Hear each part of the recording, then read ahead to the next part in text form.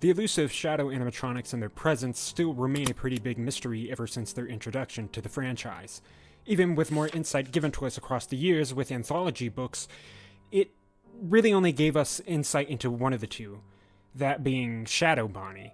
And while sure, Shadow Freddy is related to Shadow Bonnie, it doesn't really answer the question as to why they're so mechanically different from one another. Here are the two main things that we know about Shadow Freddy. For one, he's directly connected to William Afton and is referred to being the embodiment of his wickedness, and has also been shown to be able to be controlled by Afton. And the second one being that he's connected to Golden Freddy. That one is really odd to me.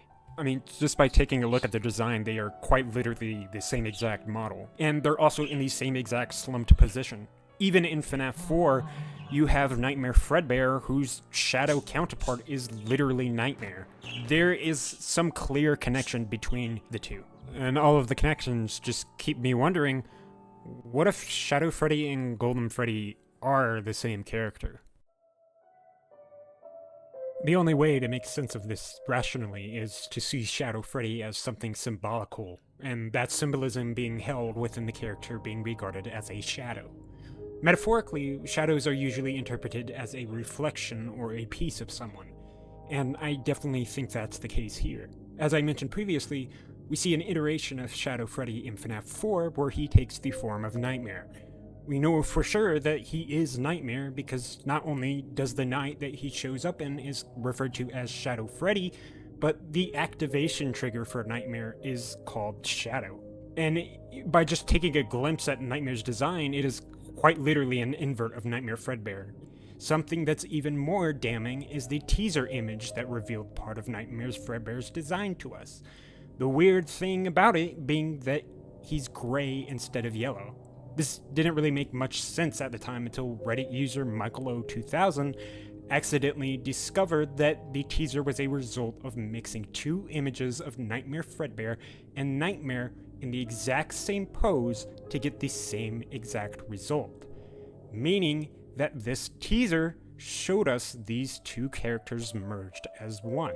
That to me validates the idea of the concept that Shadow Freddy is a piece of Golden Freddy's spirit, and that it is being supercharged by negative energy. This can even be backed up more by phenomena we see in the short story The Man in Room 1280, where Andrew's spirit appears as two separate forms, one of them being a pure apparition of himself wearing a gator mask, which is docile, and the other, which is a shadow version of himself, one that is a lot more hostile and ends up even being lethal. We later learn in the epilogues that Andrew actually wasn't trying to hurt anyone and was just trying to prevent the nurses from letting the man die, and that in the process of his soul being attached to Afton, it allowed a darkness to consume him, plaguing and mixing in his own intentions without Andrew fully knowing it. This darkness in the process tethered Andrew from fully moving on. I believe that the same exact thing is happening with Cassidy and Golden Freddy. A piece of her is plagued by dark energy which matches the same intentions of Afton, subconsciously making her do things to his bidding without knowing.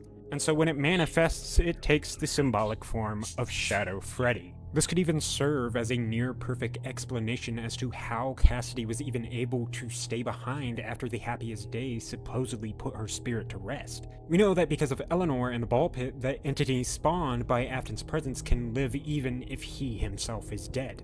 Especially from the fact that we literally see Shadow Bonnie behind in FNAF AR.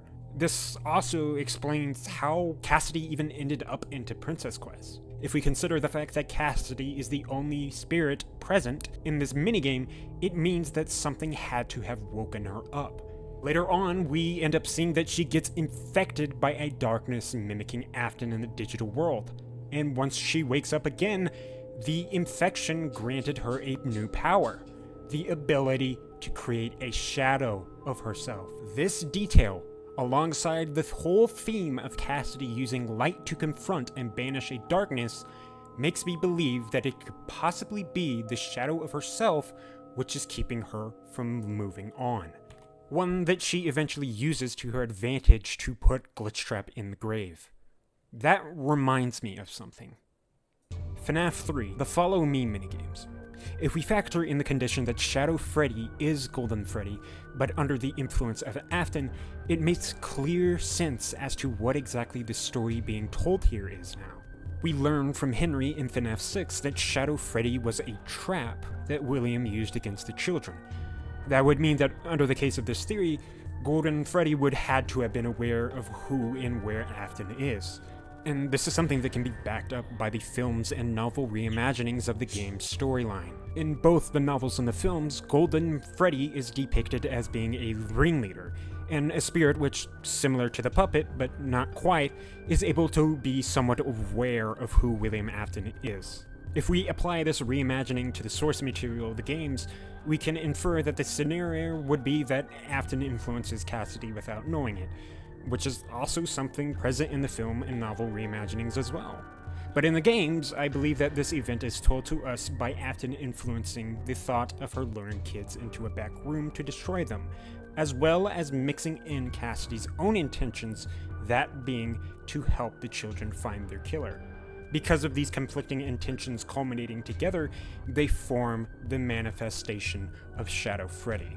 This is why it is a shadow, because it is reflecting both of each other's intentions in different ways. And the result of these actions end up in favor for both sides, leaving in a stalemate. In Cassidy's perspective, her intentions had gone against William and had ended up leading her to being the one putting him in the suit. However, in Afton's perspective, it had also gone in his favor, as he had set up a trap to conceal their souls, as the pieces of themselves that he had ripped away prior were already being melted down and transferred as remnant into the fun times. This same exact scenario is reimagined in the novels, where we actually see Shadow Freddy, who leads the protagonists and the animatronics directly to William, which not only brought them exactly where Afton needed them to be, but also allowed the animatronics to fight off and destroy the Twisteds, albeit causing the building to collapse, which also destroyed the classics and allowed Afton to eventually put their souls in the fun times, like the games. With all of this finally making sense, I had to think about the bigger picture though. There was more to Shadow Freddy outside of just Follow Me and FNAF 3.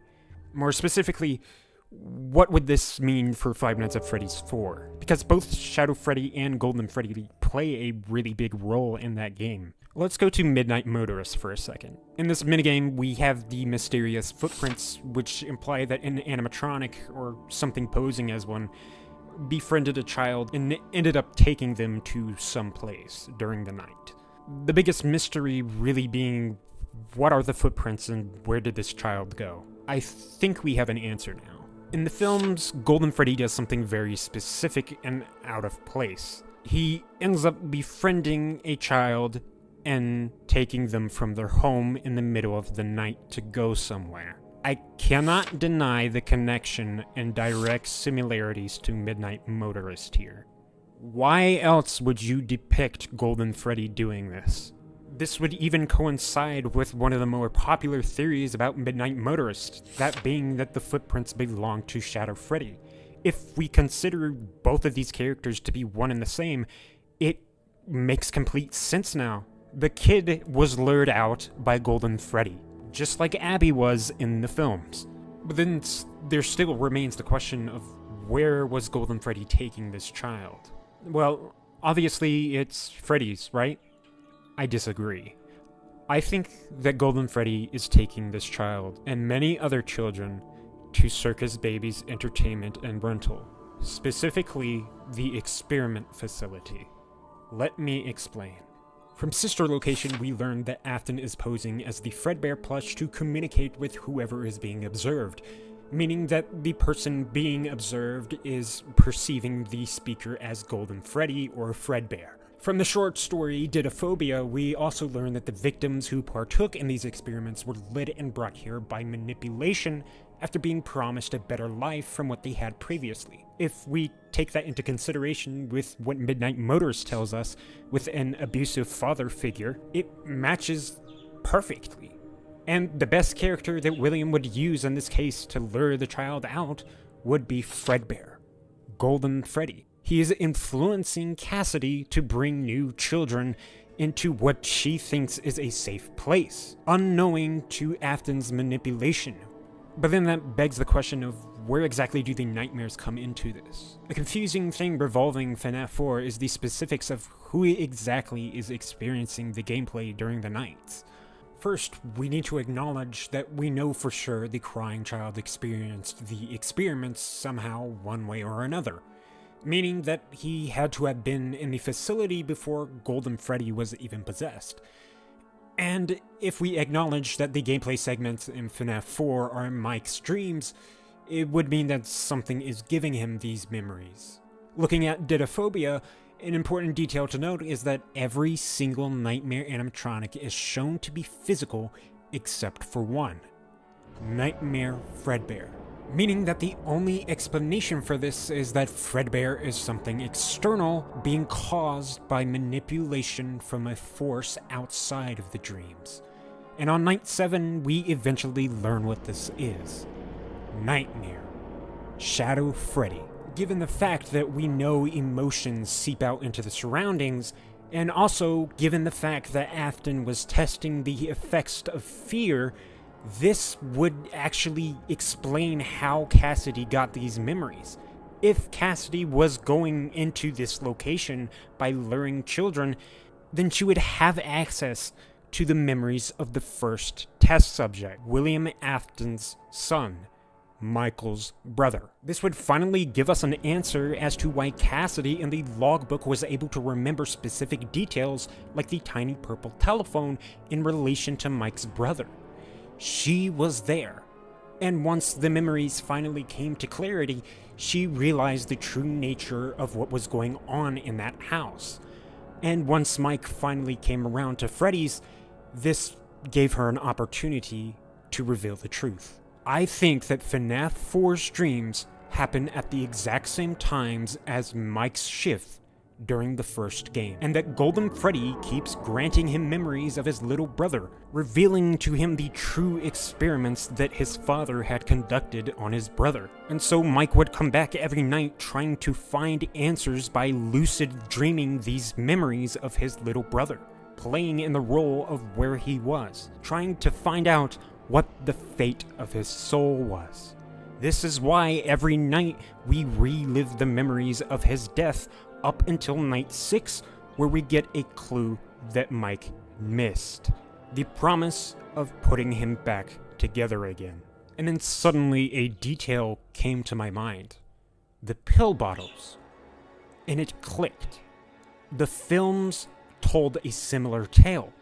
Mike returning every night with a bottle of pills, sleeping on the job to dive deeper into his dreams to find an answer and to change what happened in the past. The dreams even reflecting exactly what occurs in reality at the same time, going back to what FNAF 4 is as a direct mirror to the gameplay events of FNAF 1.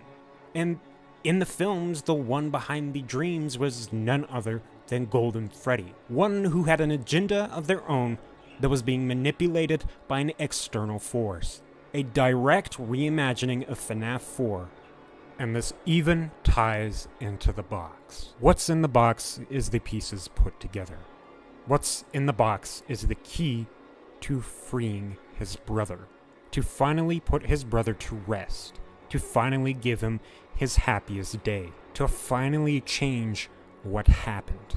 Not knowing that the only way to open that box is by helping the children. By putting the children at rest, he can put his brother at rest. By giving all of them a happiest day. And so Cassidy gives him a reminder of that, by appearing in her most lethal form. Shadow Freddy, Nightmare, who upon his jump scare is a still frame, just like Golden Freddy. I find this to be a very satisfying conclusion, and I hope you all enjoyed the video. I'm going to take the time for the rest of this video to list out a lot of contradictions and flaws regarding the things that I have mentioned in this video. Peace.